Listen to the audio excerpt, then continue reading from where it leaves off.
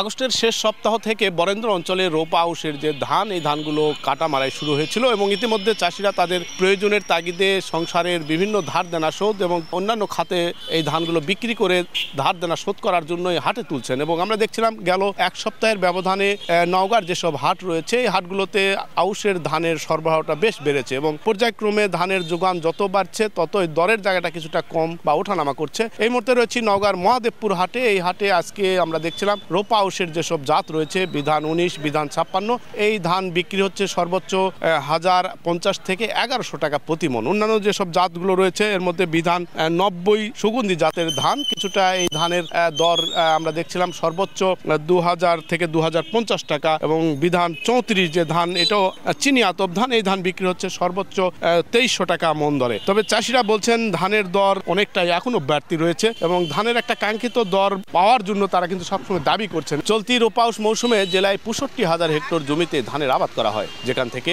ধান পাওয়ার লক্ষ্যমাত্রা ধরা হয়েছে 4,60,000 মেট্রিক টন। নওগাঁর মহাদেবপুর ধানের হাট থেকে এম আর রকি, সময় সংবাদ।